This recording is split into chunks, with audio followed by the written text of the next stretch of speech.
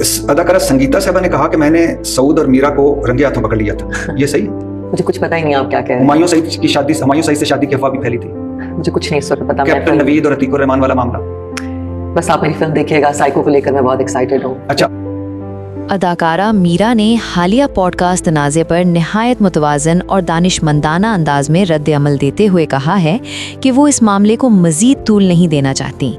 ان کے بقول میں کہیں نہیں جاؤں گی، نہ کوئی ہنگامہ کھڑا کروں گی. میں ارشاد بھٹی صاحب کو دل سے معاف کرتی ہوں، وہ آج بھی میرے لیے اہم ہیں. یہ بیان اس وقت سامنے آیا جب میرا ایک پوڈ کاسٹ میں شریک ہوئیں، جہاں میزبان ارشاد بھٹی کے کچھ سوالات اور گفتگو کا انداز سوشل میڈیا پر بحث کا موضوع بن گیا. میرا نے اس موقع پر انتہائی محتاط انداز اپنایا اور کسی جذباتی رد عمل کے بجائے تحمل کا مظاہرہ کیا، جسے کئی حلقوں نے سراہا بھی. جیسے ہی اس پوڈ کاسٹ کا ٹیزر جاری ہوا، social media plate form x سمیت دیگر جگہوں پر صارفین نے ارشاد بھٹی کے سوالات کو حد سے تجاوز قرار دیا. بہت سے لوگوں کا کہنا تھا کہ ایک خاتون مہمان کے ساتھ اس نوعیت کے سوالات مناسب نہیں تھے، جبکہ کچھ صارفین نے انٹرویو کے مجموعی انداز کو بھی تنقید کا نشانہ بنایا. عوامی رد عمل شدت اختیار کرنے کے بعد ارشاد بھٹی نے کھلے دل سے معذرت کا راستہ اختیار کیا. انہوں نے ایک بیان میں کہا کہ انسان مسلسل سیکھنے کے عمل سے گزرتا ہے اور بعض اوقات غیر ارادی طور پر ایسی بات ہو جاتی ہے جو دوسروں کے لیے ناگوار گزرے. انہوں نے اپنے مداحوں، دوستوں اور خاص طور پر میرا کا شکریہ ادا کیا کہ ان کی نشاندہی سے انہیں اپنی غلطی کا احساس ہوا. دوسری جانب میرا نے بھی اس صورتحال کو ایک مختلف زاویے سے دیکھا.